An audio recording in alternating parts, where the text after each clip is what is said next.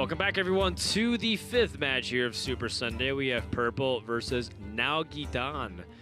We'll see if Purple can improve his middle-of-the-pack record, and if Nalguidan can pick it up. He is lagging behind the standings, as I believe he's in last place for now.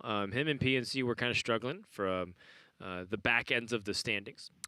That said, let's find out what happens in this other Warrior versus Warrior, shall we? Let's take a look at the deck list, TJ. What do you see? Oh, man, this one is hard to call in Game 1.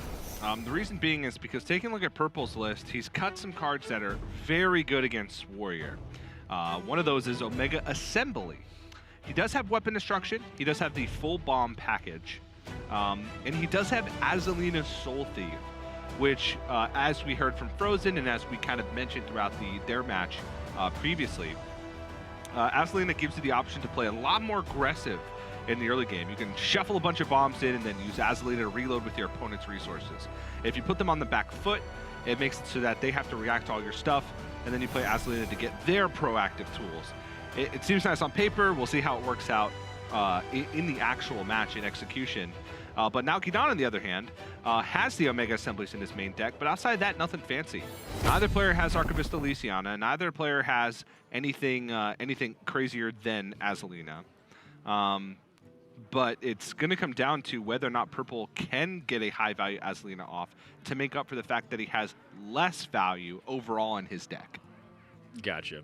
Well, we'll see if that ends up coming to play as we are ready for the first game of this series. Do want to point out that yesterday I was reading some of the things on Twitter because I am very curious. And, you know, all jokes aside about the recent development on social media with, like, cats and players, I really enjoy just going on Twitter. It shows that people having that discussion back and forth and how much they care. I love it. I personally enjoy it, even if sometimes I'm caught in the crossfire. That said, back on track. Nalguidan, after his loss yesterday, he seemed like he was down in the dumps. You know, I looked at his social media and he was like saying like he feels like he doesn't know how to win anymore. He's like, I expect to lose tomorrow. And I totally understand that you're caught in the moment, but gotta keep your chin up. You know, Hearthstone is not a game where it's won or even determined just by a couple of wins here and there in terms of the quality of player. But, you know, you have 7 weeks of play here now, Nalguidan, and that's just the first season. We have a second season that's guaranteed as well. Keep your chin up. Focus on learning the format, how to improve your plays, your deck list building, your ability to read the meta. Those are like the things that you can tangibly start finding progress in before, and then the results will come afterwards. So I encourage Nalguidan. I think he's gonna do all right. You know, I liked his read last week on the Murloc Shaman. I think it worked out okay. Yeah, and he got his first win. He did get his first win, and he was actually really close to getting a second win. Well, his first win earlier, I guess, because it was his first. Yeah, he almost went 2-0. He almost went 2-0. And he even realized, like, immediately after, like, one of the things that he could have done better to maybe get there. It's such a small thing. It was like playing around a bananaed up Doomsayer against Mage. But alas, time to reset. All right, double booms for Nalguidan. Purple has the the Dr. Boom Mad Genius himself. Interesting. Nalguidan wants to pressure with the Zilliax, just go in. Showing that he favors that aggressive style, even with Dr. Boom. And I think it's because he has Blastmaster Boom as well. Yeah. But he only has 1 boom shuffled, so not anything too substantial here. Yeah. Also, he saw 1 Militia Commander, so he's saying, well, this is probably the best time I can have to go aggressive. Get rid of my opponent's armor. And Nalguidan also has some incentive to empty his hand. We talked about the same reason for Purple.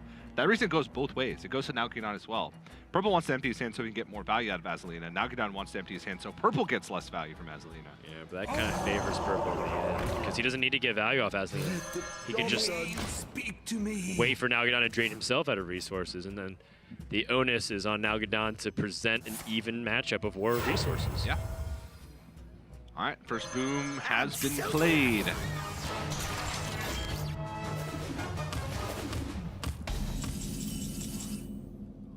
Weapons Project, not going to do much here. Nalguidan, I think, only has 1 bomb shuffled in. He does. He played 2 Elix, but none of them have been able to synergize with it.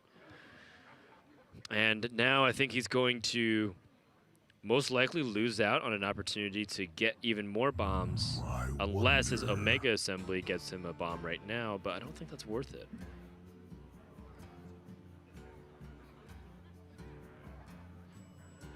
But then if you play Mad Genius, you're kind of giving up this tempo that you worked hard to create. So even though it's just one bomb, I do like the Blast Mesh room better.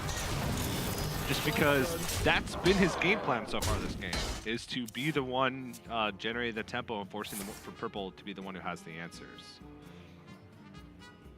Purple has pretty decent options across the board. I think I was leaning towards Safeguard just because it felt like very clearly Purple's on the defensive and needs to find ways to stop the aggression.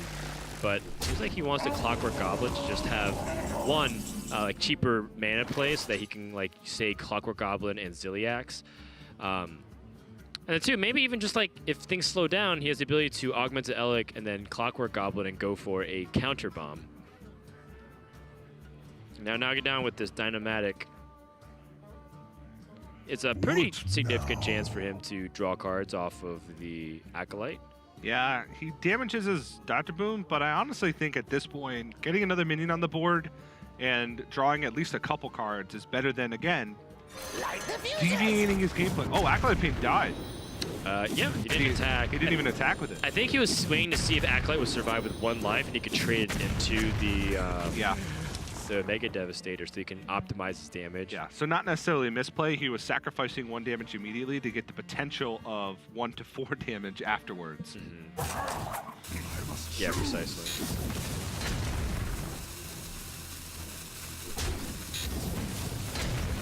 Oh, bleh. Yeah, unfortunately not dealing any damage really. One per Boombot. Disgusting. In cases like that, you'd rather have the Boombot just kill off the minions so you can just keep the Boombot alive and get 1 damage. Yeah. But you never actually know, Dan. You never truly know. Wouldn't it be interesting if the Boombots had a number on them that told you how much damage each of them was going to do? It was like pre-assigned random numbers? It was pre-assigned, yeah. So then you could like dictate which ones you trade into. It'd be a lot less exciting. It's like that design interview I one time read where like Hearthstone experimented with giving you the draw at the end of your turn instead of the beginning. And they said they just made the game a lot less fun. Like, instead of the beginning of your next turn, you draw a card. You draw a card at the end of your turn that you would draw. And you don't draw a card the next turn. So, so that way you can plan your turns beforehand and whatnot. But generally, the feedback was that the game became a lot less fun and exciting because the element of mystery was ruined.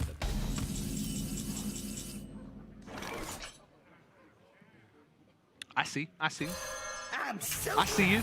Theoretically, it should be like better, right? Because you draw at the end of your turn, you can like plan better. You know what resources you're gonna have, so that you can like respond to your opponent's turn, etc. It just gives you more time to think, though, right? Well, you also see your next card guaranteed, right? So you like say, okay, I know what my damage deflection is.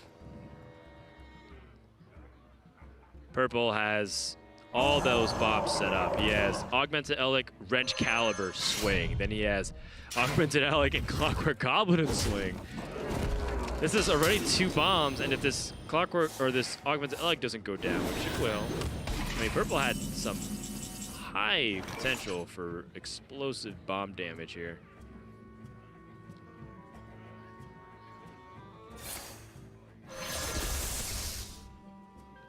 Well, Ziliax is good, but the other 2 not so much. Ziliax Alarmobot, come on, dude. Can Nalguidan catch a break here with the Omega something? I guess Ziliax is still good. Ziliax is definitely a good one off of the Omega. Ziliax is great. And also, Alarmobot is just, it's Azalina bait, Dan. Look at this high power card I've been holding in my hand for so long. Right. It's like, oh, is it the Mechathune or something that you've been holding? It's like, no, it's Alarmobot. Nope.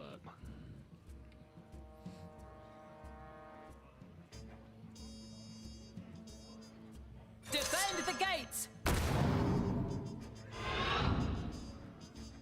It's fairly important that Nalguidan has Ziliax too, because he played his first Ziliax very liberally to try to be aggressive. Ooh, Copper Tail Imposter. All right, now we're talking, Dan. Okay, Nalguidan gonna get rid of the Wrench Caliber.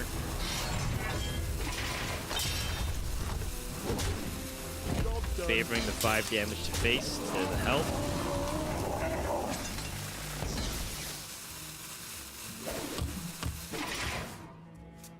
It's another Clockwork Goblin? Wow. Purple can shuffle just more. Wow. What is happening? Wow. I don't even understand.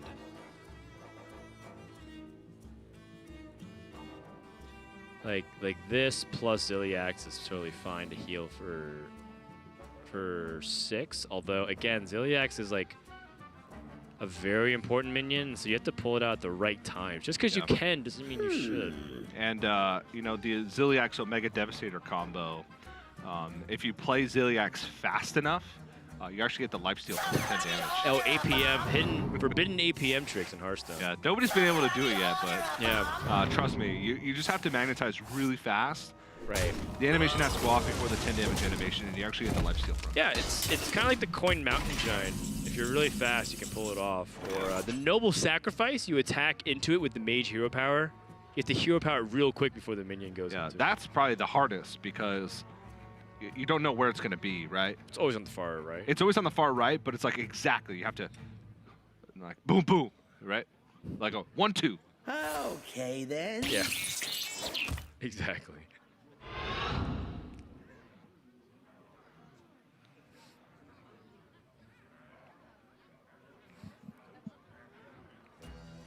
You know, I'm kind of looking for an opportunity for Nalguidan to take the board lead again. It looks like he's favoring the Security Rover, which makes sense. Problematic card for a lot of the Warriors to deal with. That card's getting buffed, by the way. It's going to be a 2/6 for the Rise of the Metaman.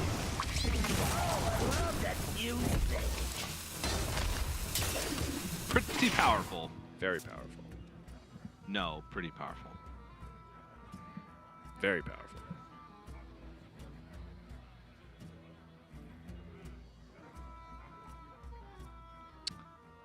So Purple's been trying to squeeze that value out of this weapons project before he plays a Wrench Caliber and all the bombs. This would be a good time for a master plan. This seems like a pretty good opportunity for Purple to even capitalize on Ziliax, because he will be dropping to almost half life, and Ziliax should help him revive most of his health total. And he does have bombs in the deck, something he can't ignore. I think he has 1 bomb in the deck. Unity, precision. But so getting it out of the way now feels pretty important.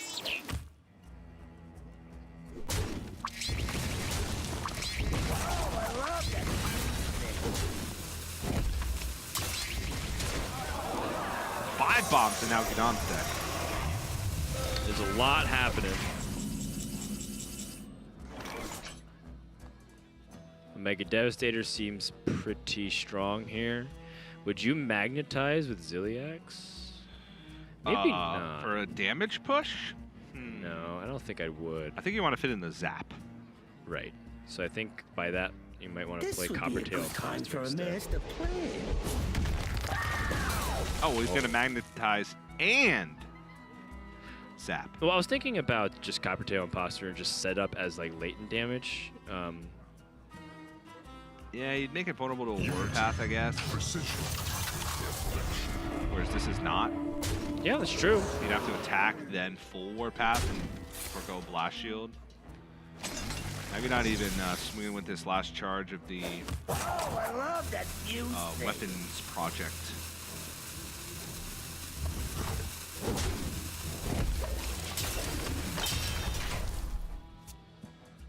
All right, Purple. What are you gonna do? He's got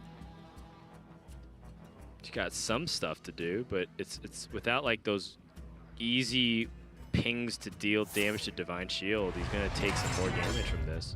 Oh boy. That was the only bomb, I think.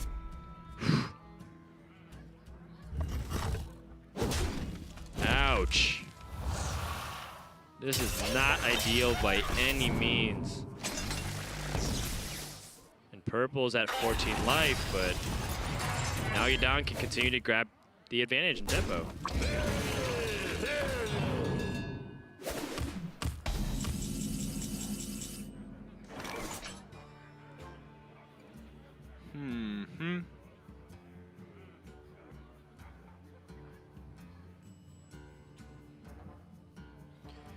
Yeah, so when your opponent dropped a Mega Devastator, that feels like you can drop yours in response because you're trading resources with them. Okay, then. And remember, Nalguidan has to be aware of the Azalina, so if Purple starts dumping his hand, Nalguidan should not have a very good hand himself, otherwise he's going to fall behind.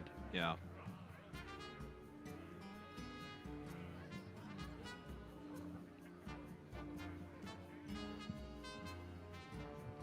This would be a good time for a master plan. It's kind of amazing that Nalguidan has so many bombs, and I feel like he's barely drawn any. Yeah, he has 5 left in his deck out of 16 cards. Even if you account for that 25 life, though, he still has a significant life lead.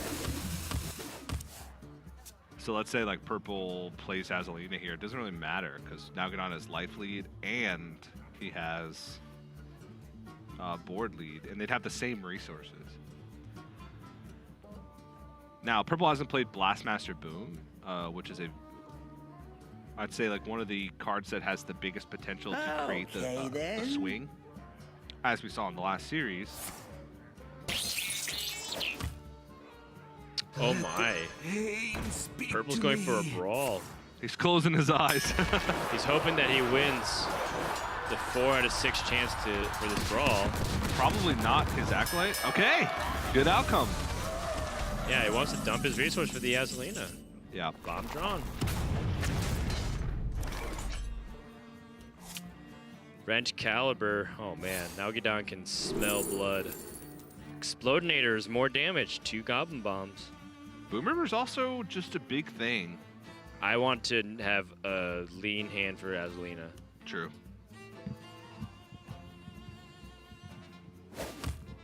A lean, mean, low-value machine.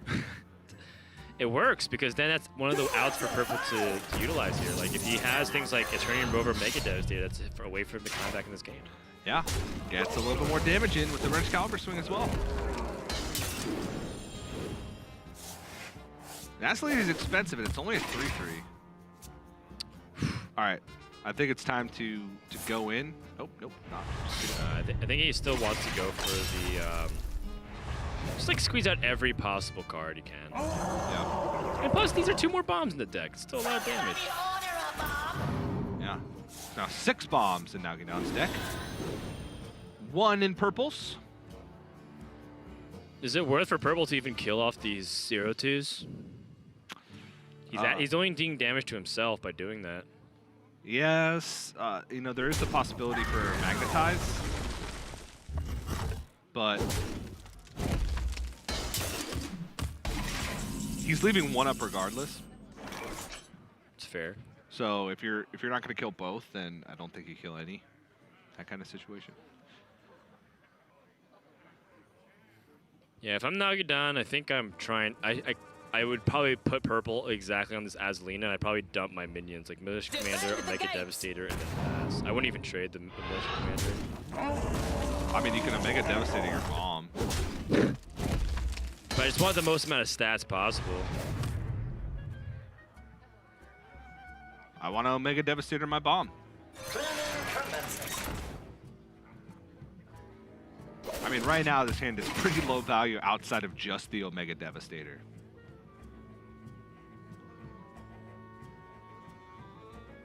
Purple has to evaluate if he wants to use his Wrench Caliber for 2 more bombs versus getting the Azalina now. The thing is, Nalguidan's hand has successfully been dumped for the most part outside that Mega Devastator. Okay, then.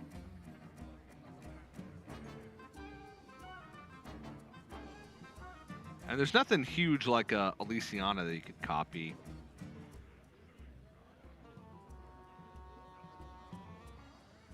Yeah, at least not for now. Nalguidan's hand is not extremely impressive here. The Trife go up to 20, or Purple up to 22. Nalguidan at 62. 40 life difference. Oh, well, there's 7 bombs in Nalguidan's deck, so that's 35. So the life difference is minimal. If they draw it. If he ever draws it, but he has no way to destroy it.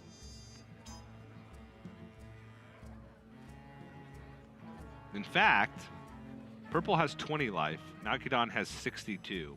With this last Wrench Caliber swing, Purple will have shuffled 8 bombs, in Nalguidan's deck, which is 40 damage. So the life total is even. Now purple has 1 bomb in his deck too, so he's still a little bit behind his life. But he's ahead in fatigue.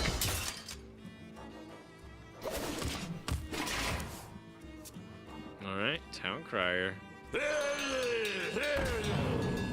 Purple can as Lena and get the hand. So Nalguidan knew this was a possibility, decided to relax and chill. Another Clockwork Goblin. More bombs, TJ. I think this might be the most I've seen. There's 8. Half of Nalguidan's deck are bombs. There's 1. There's 2. 6 left. There's 3. 5 left. 1, 2, 3, 4, 5 left. And purple has 1 in his deck. He still has a Blastmaster Boom too. Yeah. This is and a the good Clockwork Goblin. This is a good dynamic opportunity here for Nalguidan. There's 5 opposing health. That does not have any mech attribute towards it. Okay, then. But the thing is, Nalguidan doesn't actually have anything aggressive, and he's also staring another blast shield. So I feel like purple's going to start turning this around if he starts drawing like gas. Like Nalguidan can hero power. Does he even want to play shield block at this point? I don't know. I don't think so. He's already behind his feet.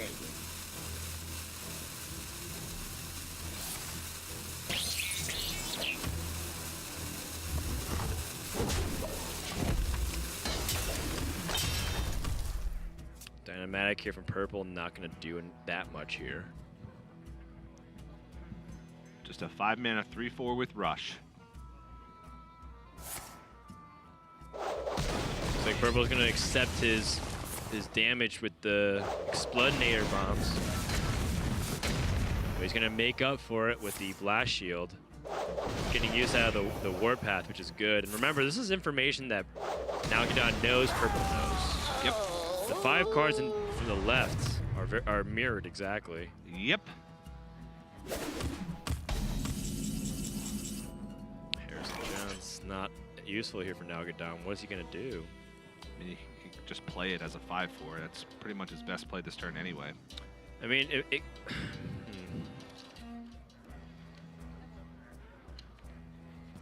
dies to Dynamatic, which he knows there's 1 in the hand. So I guess it's play nothing. Wow. Another warpath. So purple just gonna chill. Another bomb. 6 of those bad boys. 5 of those bad boys. Yeah, and very quickly Nalguidan's life total is being whittled down. He can warpath right back, and then blast shield right back. But then he's losing the fatigue battle, so what's his long-term game plan without Elysiana in his deck list? I don't know. And his deck list is fairly lean. And purple still has a Blastmaster Boom.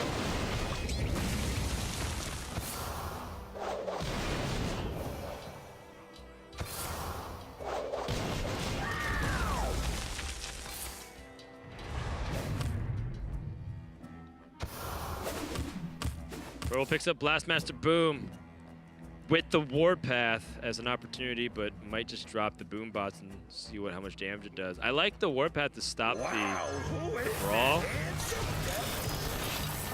but you're still open to removal anyways. Yeah. Bombs. The brawl would... Yeah, I guess. 3 left. Now I'm going to take a lot of damage here.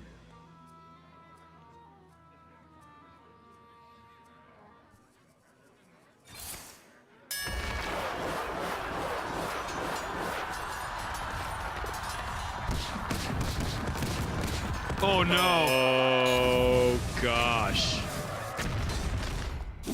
7, 15, 17, 21, 24 damage. Oh. Purple's like, not bad. I'll take it. Now he has to make a Devastator. And now purple has a significant life advantage. He only has 1 bomb in his deck. Nalguidan still has 3. Yeah. Sorry, I think that was 20 damage from Nalguidan. Almost no matter how it was cut, Nalguidan was fighting a losing battle versus purple that has late game potential. But this just hurts a lot. Another bomb! God. Purple is just trolling at this point. Yeah. Oh, just watch him like giggle after he shoves another bomb in. Yeah, that's half of Nalguidan's deck is bombs.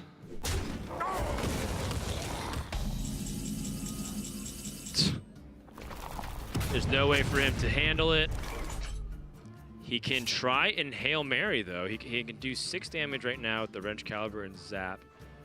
It's not enough, because there's no more bombs in Purple's deck. So he would shuffle 1 in and only bring him to 6. He could set up for bomb and then a kaboom on the next hero power, but he's likely dead This would be a because good time for a master plan. Purple has 7 damage on board and 3 bombs left in the deck. So half his deck is still bombs. So it's like a 50% chance for him to die, and then he needs another swing of Wrench Caliber. So then what you can do is you can zap the 3/2 Wrench Caliber, hit for 6 damage over 2 turns.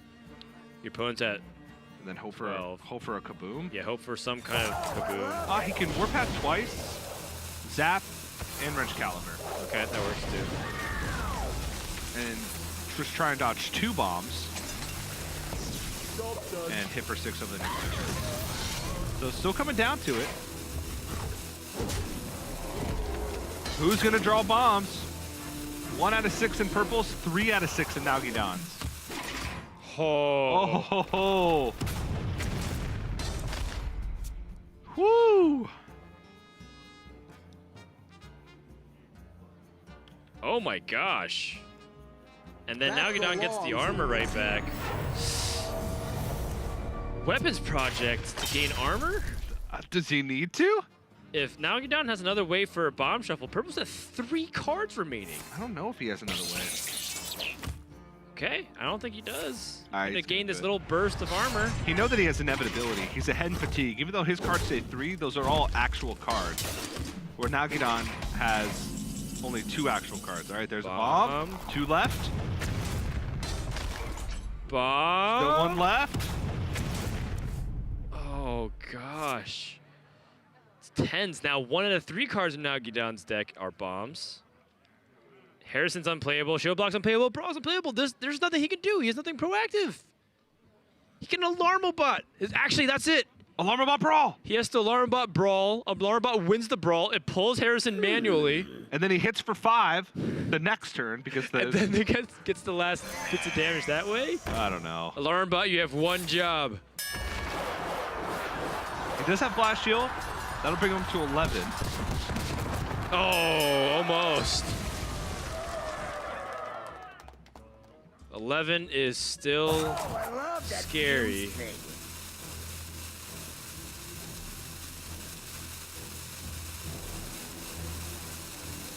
Now I get down debating where to swing.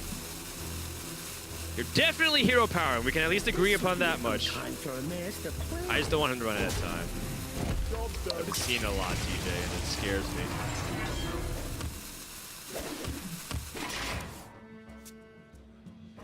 Three Dynamatics. Clockwork Goblin. Oh my God! How does he keep doing Every it? single one! Every single delivery drone has hit Clockwork Goblin.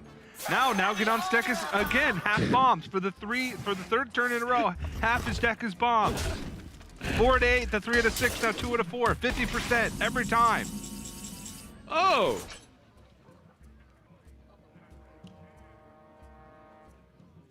Oh no. Nalguidan has 2 bombs in his deck.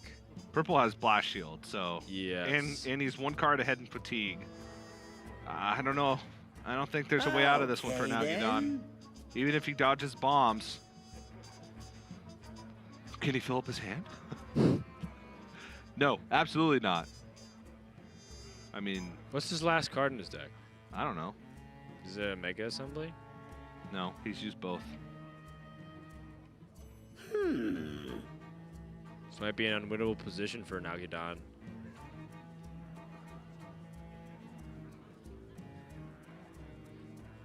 Yeah, I don't know what it is. Oh, I love that fuse thing. Either way, he needs to clear off some of this and see if he can hold on for one last chance. But I think that chance is non-existent, if you ask me. Might as well swing at this to stop the magnetic. But you're at 5 life. With 2 out of 3 bombs remaining in your deck, it would be less likely for Nalguidan to survive than him actually dying. Light the fuses! Yeah, I think Purple... Alarmobot victory cigar. If he doesn't throw a bomb and that Alarmobot pulls out Acolyte Pit, okay. There was a weird chance, I don't know. Maybe he gets into fatigue and something miracle happens, whatever. But Purple, the Azalina tech coming in handy. Emptying his hand, getting it in there, and the Discovers from Clockwork Goblin, or Discovers from Delivered Drone, hitting Clockwork Goblin pretty much every time. I'm pretty sure let me count.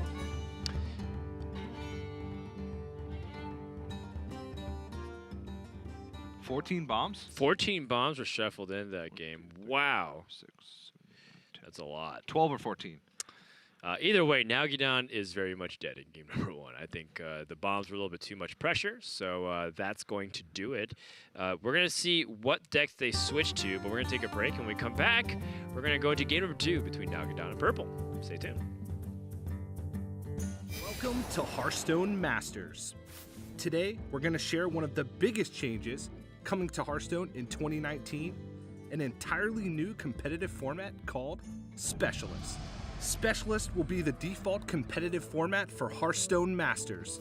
From online Masters qualifiers to live Masters Tour events to the pinnacle of competition, Hearthstone Grandmasters.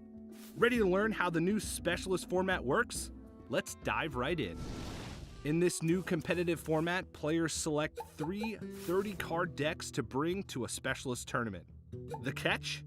All decks must be from the same class. In this regard, Specialist is a major departure from most other competitive formats. Amongst every player's 3 Specialist decks, one is designated as the primary deck. The player's other 2 decks are designated as secondary and tertiary decks. There are no special limitations placed on a player's primary deck aside from regular Hearthstone deck construction rules. However, a player's secondary and tertiary decks must share at least 25 cards in common with their primary deck. In other words, secondary and tertiary decks must mirror the primary deck with up to 5 cards swapped out. It is important to point out that duplicate cards count when comparing to a primary deck.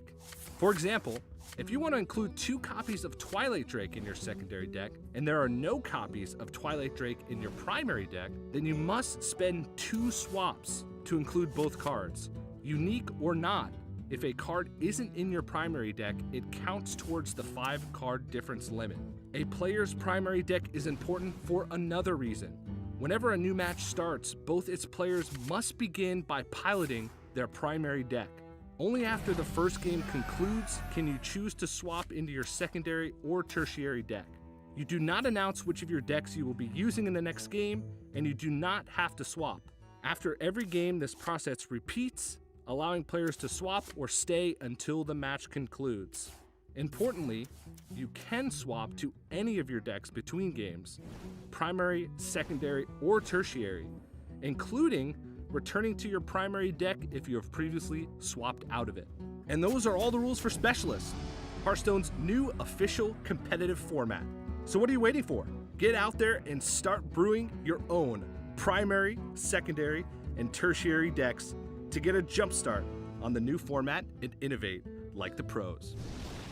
Let the battle begin!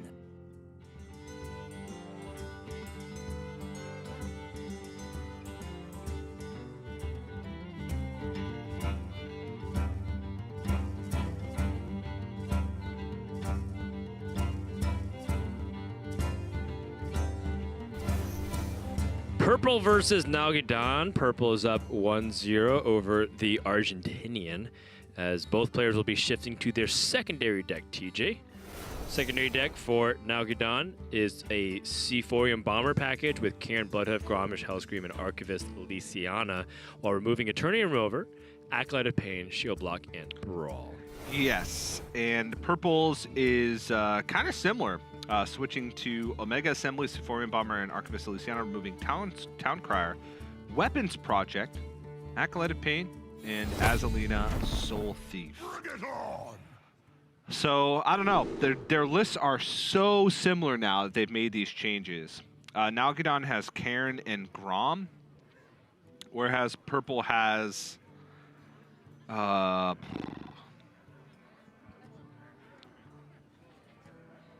Acolyte and a Shield Block. Those are the differences. 2 of them.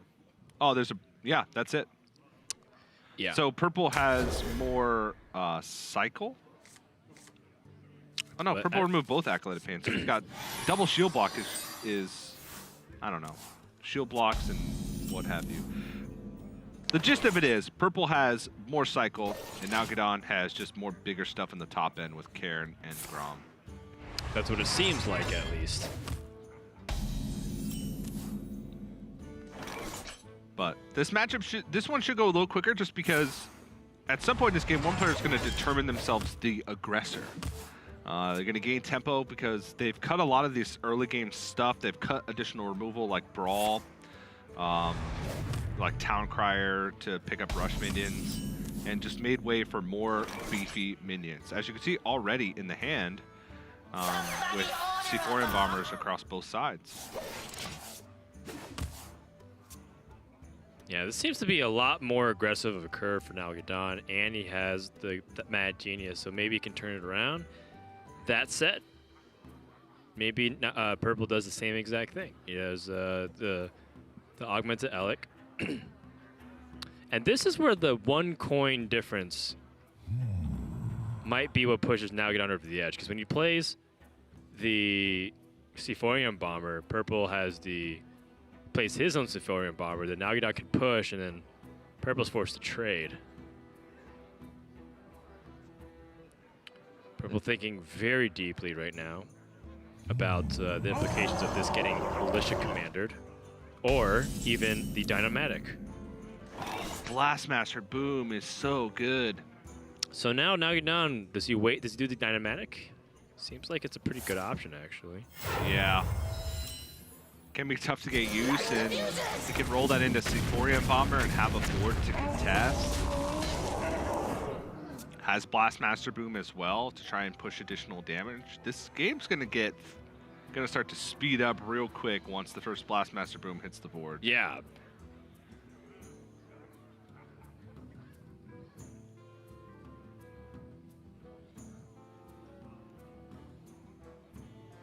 What now? If Purple plays Seaphorium Bomber and Nalguidan has second Dynomatic, he gets blown out of the game.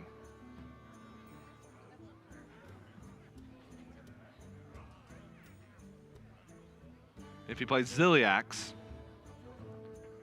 Nalguidan can then value trade over with his Dynamatic and play Seaphorium Bomber, and he gets blown out of the game. He definitely wants to play Seaphorium Bomber because he has Blastmaster Boom, but he also can go for the Militia Commander here. Yeah.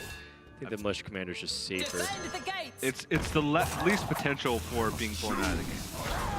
The other 2 plays, both Seaphorium Bomber and Ziliax, had massive punishes, whereas this one is not that much of a punish, because Dynomatic here, he would still have Ziliax and Seaphorium Bomber to fight back onto the board. But if he'd played the other 2, then he'd be having to play off mana with Town Crier into Militia Commander outside of that. Also, helps him thin through his deck a little bit more, because if he'd draw Militia Commander on the next turn, then he would essentially have drawn 1 dead card.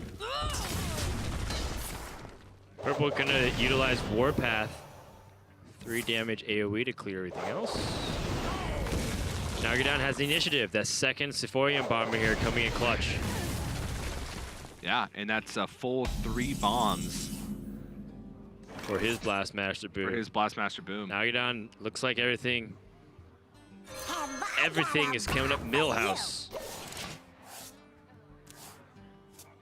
Purple's so far behind the bomb count. He doesn't have a single bomb shuffled in. Although that helps. But he's just playing reactive. All he's doing is just trying to barely hold on. I think Purple, with the second Sephorian Bomber on the board, means that Dynamatic is less likely to punish him here.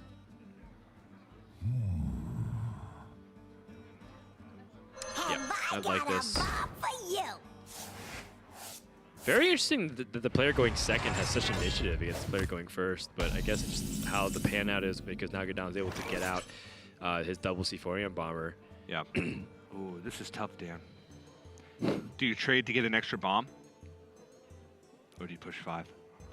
Yeah, I trade for the extra bomb. More importantly, I trade so that way they can't challenge Blastmaster Boom that easily. Well, if you don't trade, you push 5, and then how do they deal with both Sephorian Bomber and Blastmaster Boom? Let's see.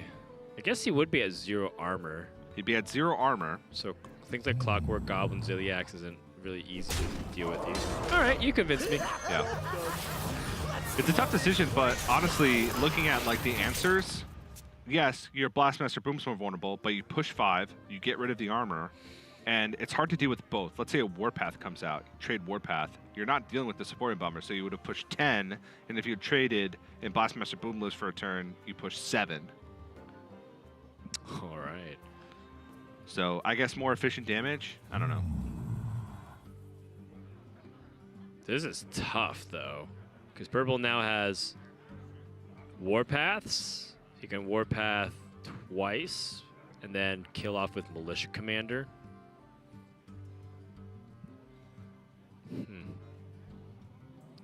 If Purple's greedy, he Warpaths once here Defend the gates. before he actually does anything. Okay. Now he Warpaths twice. He's willing to take 5 Boombots damage. 4, 2, 6, 8, 9, 10. Wow, okay. Slightly below average here for Nalguidan, but Yeah. the damage is done, and now he can get initiative again. Does he play the Genius? Or do you play a Mega Devastator and go for tempo? Nah, that feels too good.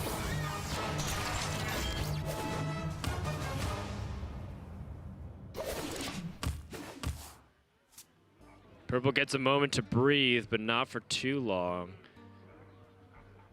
He has 1 bomb in the deck. He can play Blastmaster Boom to just get ahead on the board, but the Shield Slam is waiting for him on the other side. But if he doesn't play Blastmaster Boom, his turn is quite weak. He can try and look for something with Shield Block. But with 6 mana remaining, there's not that many great plays. I think you just have to eat the less efficient Blastmaster Boom and hope that it can fight for the board for you for the next turn.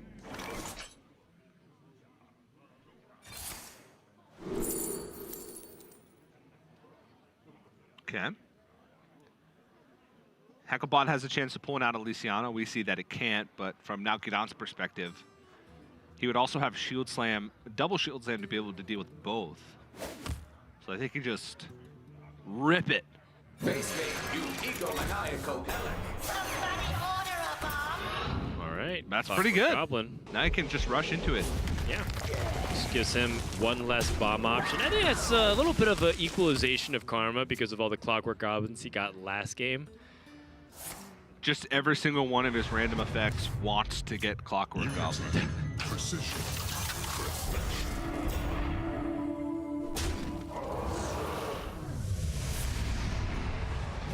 So much life gain is being had right now. Purple trading, pressing in for damage. Nalguidan.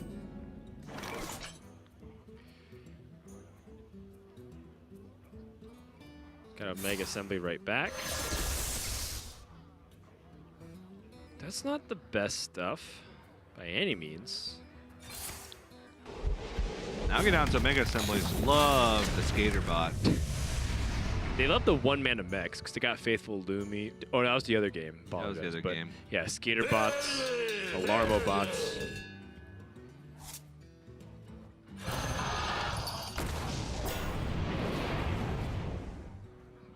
All right.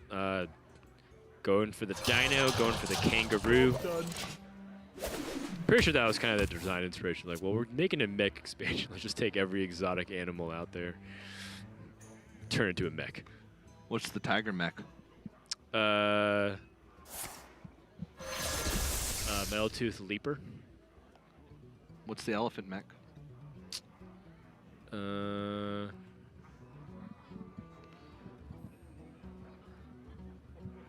There's gotta be one. Augmented Elix's an honorary mech at this point.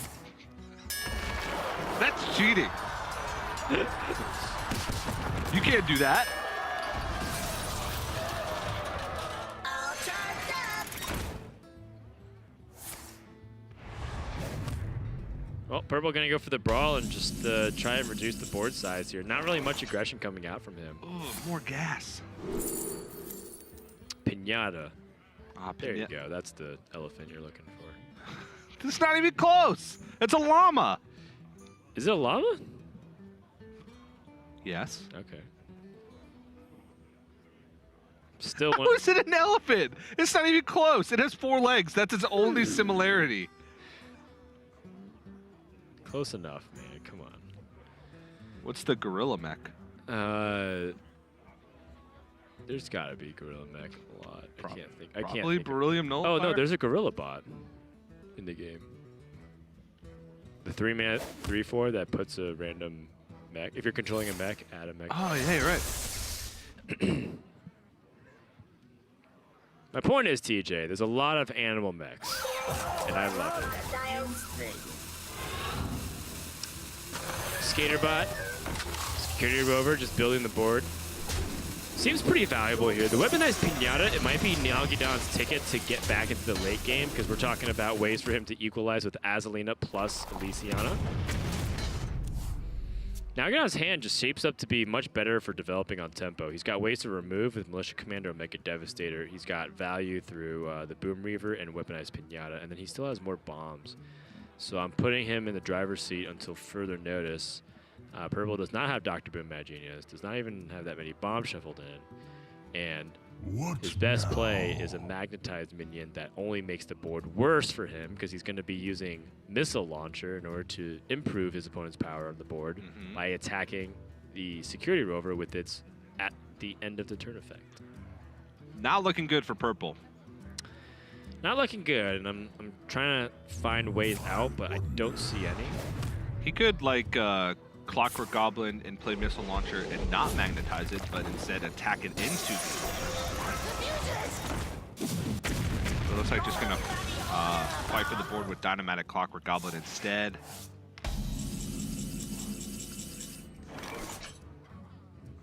Can Bloodhoof more ammo here for Nalguidan.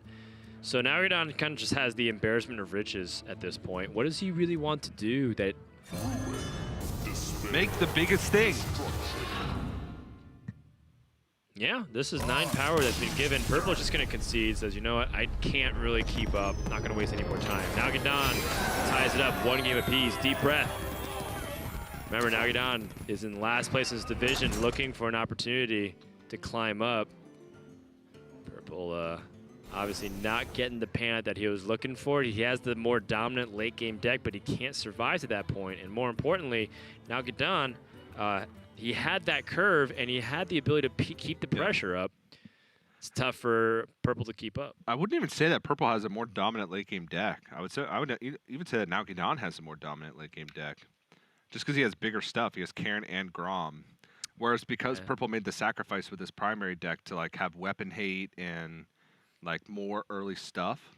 I think it's the Azalina Elysiana combo. He doesn't have Azalina in this deck. Oh, he took it out? He took it out, yeah. So like they're operating. Oh, I apologize. They're operating on even footing. They're operating on like 1 Elysiana apiece, no bouncers. They both have Sephorian bombers. Purple not including Omega assemblies in his primary deck. He had to get 2 swaps in his secondary deck to add the Omega assemblies, and those swaps for Nalguidan were instead Karin and Grom. So it's like, because of the differences in primaries, Nalguidan had more wiggle room to put in bigger things. Gotcha. In the secondary. But honestly, that game didn't even come down to those techs. It came down to Nalguidan just being the aggressor, finding early opportunities to put on damage, forcing purple to play reactively. And when it comes down to it, the pressure is the name of the game. We've seen tempo be the king in Warrior Mirrors. All right. Well, with that, we have one final Warrior vs. Warrior coming up with Purple versus Nalguidan, game number 3. And then we'll have our 6th match for the final day here at week number 3 of the Hearthstone Grandmasters. We'll be right back.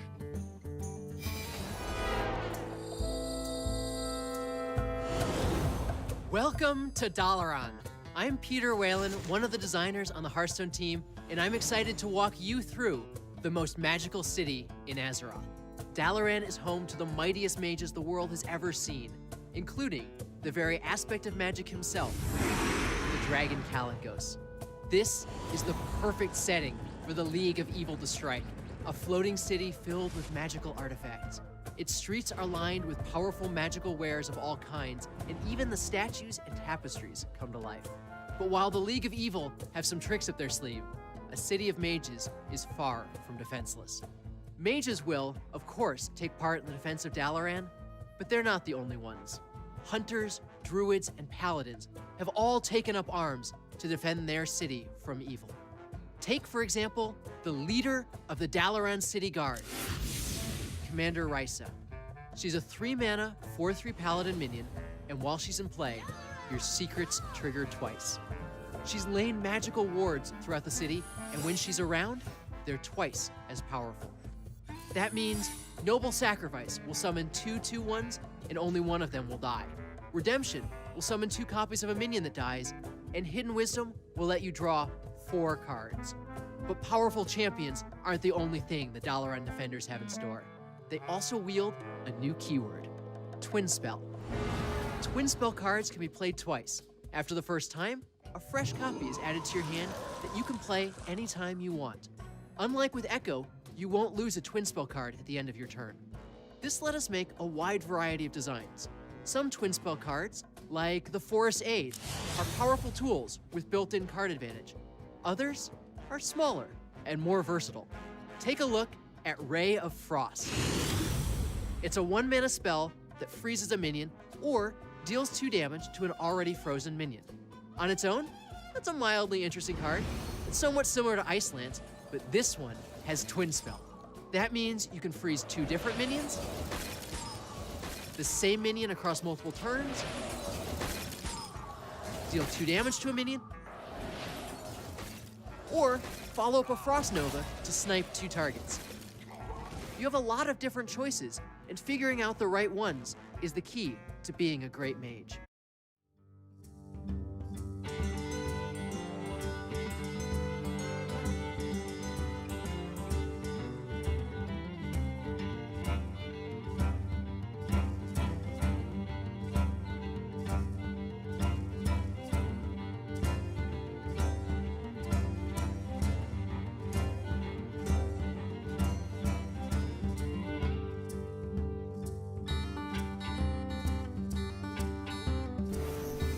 Nalguidan versus Purple tied at 1 game apiece. Whoever wins this will be able to claim victory to the series. Warrior vs. Warrior, our last one of the week, TJ. Maybe our last one ever. Quite possibly. I mean, the new event, the Rise of the Mechs, are coming out this week, which means that the deck list will officially include them or changes. And it's just kind of funny that we keep inheriting all the warriors. People don't want to play warrior that much in other regions, but in our region, they love it. They think it's just the best thing ever. Masochists. Yeah, they think it's the best thing since sliced patron warrior. It's not.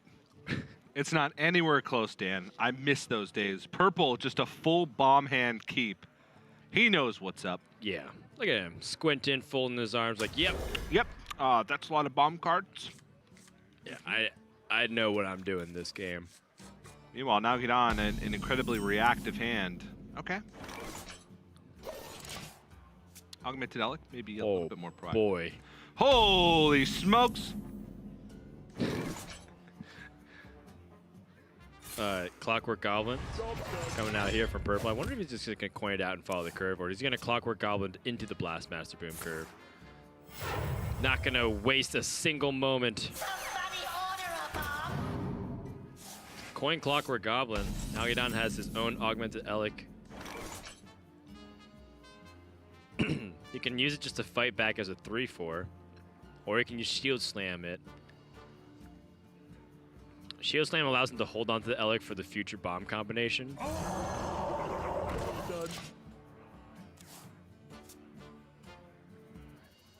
Somebody order a bomb. Clockwork Elec, number 2. Dos bombas. 2 bombs coming in, but this is a clear for Nalguidan. It is a clear, and he'd have a board lead.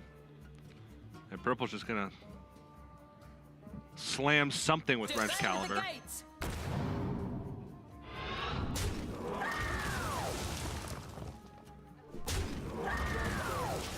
And Purple has the Oh Wrench my Caliber. goodness.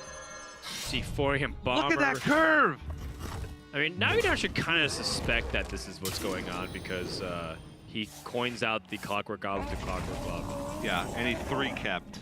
All right, well, 1 bomb drawn. Something that Purple doesn't want to see. Nope. Not yet. he's got plenty. He's got another one loaded up in the Wrench Caliber, then another one with the Sephorium Bomber. Turn 6 is going to be a dead turn from what we can see. Oh, is he even going face? Oh, yeah. Oh, yeah. Because Dynamatic would still be the same. Oh, yeah, you're even if absolutely you killed right. it. Good spot here. Another bomb drawn. Still 3 left, though. So still a fully loaded Dr. Boom or Blastmaster Boom.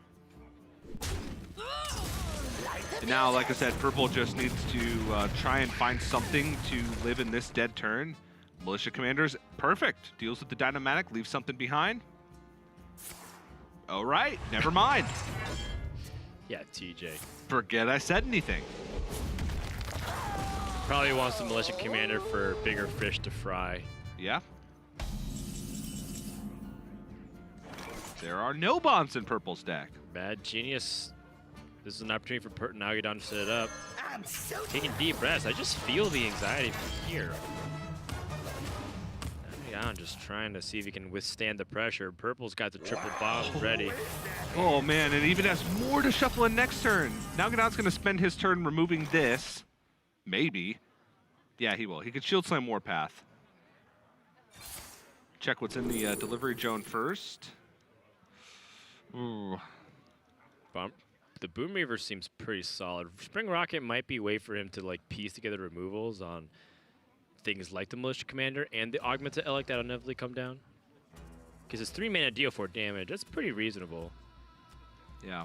You also could pick up the second Dynamatic. Have a way to deal with like Militia Commander, Harrison Jones, second Sephorium Bomber, Augmented Elec. Alright, let's see how much damage Nalguidan takes. There's a chance that he doesn't even see what's in here, but you take 6, then you're probably taking the damage again the next turn, so you might as well see. 3, 7, 8, 12, 15, 19. Holy moly! Yeah. Ouch. Purple's gonna load up for a bomb lethal next turn. He's got Wrench Caliber ready to go. What the heck? That's literally all of his bomb cards, except maybe the second Elec, since you said it's an honorary mech. 5 bombs in Nalguidan's deck. 22 cards left. Purple has a little over a 20% chance to win right now. And even then, Nalguidan needs life gain to even just survive the second swing of Wrench Caliber. Dodges it for now, but I think he's dead. There's no life. He's just dead on turn 9. He is dead. That is game. Wow. Yeah, sometimes it be like that. And the Bomb Warrior drawing all their bombs, turns out that's what you want to do. Okay, then. And it wasn't even like the bombs that did it. It was the minions that shuffle the bombs and the weapons that shuffle the bombs that dealt the damage. Plus Blastmaster Boom. He only like drew 2 bombs. It's a lot. It's a decent amount, but considering Purple that game shuffled a total of 7 bombs in, he still had 5 left in his deck. Right. 25% of his deck A was couple of bombs. them being drawn was really key to end the game too. Yeah. There. Now you're not able to withstand, and he takes another loss. You're at 1-5, which is not good. Not good for the Division B, but No. He'll have more chances as the weeks continue, but his playoff hopes are dwindling.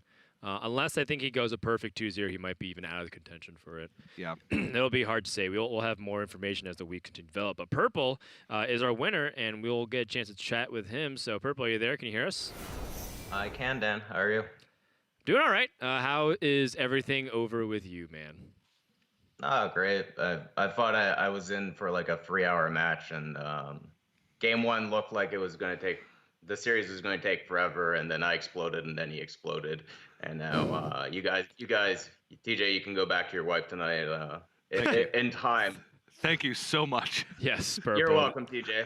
I loved your mulligan choices in Game 3. Yeah. Just absolutely fantastic. Just sat back and squinted. Yeah, I jammed actually with That's Admirable and Gallon yesterday for about 6 hours. I played 6 hours of Bomb Warrior. And for most of the testing, I concluded Dr. Boom wasn't a key. And the best card in the matchup is Wrench Caliber. The second best card was Clockwork Goblin. The third best card was Dynamatic. And anything that generates tempo. If he's going to be keeping cards like Karen or mulliganing for Dr. Boom, he's going to explode. Wow, the irony. And explode he did. Yes. So you see, you're clarifying Dr. Boom Mad Genius, the hero card, right? Not Blastmaster Boom. Right, you saw me keep the Blastmaster Boom. That's how you make your opponent explode. I agree. I like it. I mean, you are a Bomb Warrior, and you want to make them go boom. So, Purple, 3 weeks into Grandmasters, you've been asking the players how they feel like they've been doing, I guess, like evaluating their own personal performance or just like talking about how things have been so far. Got any thoughts? Personally, perfectly average. And, going 50-50 against really good players, not the worst place to be. Definitely not disappointed in myself. Definitely not proud of myself. Could do a bit better. I was hoping I could do a bit better by now, but Nalguidan, Zalay, just saying, Dog. This is my last. Monsanto. There's one more. I'm so sorry, whoever I forgot. But these are all like really good players, and like there's no shame in losing to them. And I hope they feel the same way of losing to me.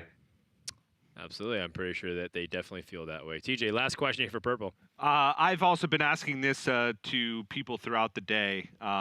We've gotten some very strange answers about what to expect next week with all of the mech buffs that are coming in. Have you entered the think tank yet? The Purple crazy think tank for next week? Well, yeah, I'm basically planning on how to best curve out with mechanical minions and attack my opponent. And Paladin's on the top of the list of things to try. There's something about fetching a Galvanizer and maintaining hand size that sounds very spicy to me. Warrior's about the same. They're going to get better discover options, but nothing special. I think Priest is going to be a good aggro deck too. I don't know. I can't possibly see anyone playing a control deck when everyone's going to curve out and magnetize all over your face. I want my opponent to explode, not me. So I think we're playing aggro next week, boys. It's going to be a short broadcast next week. That's good to hear. Good to hear. Thanks for the words of encouragement, yes. Purple. I'm waiting for the EMP operative to come out here. All right. Thanks, Purple, for your insight. Congratulations, and we'll see you next week. Thank you, Dan. Thank you, TJ. All right. So with that, Purple, always the jokester.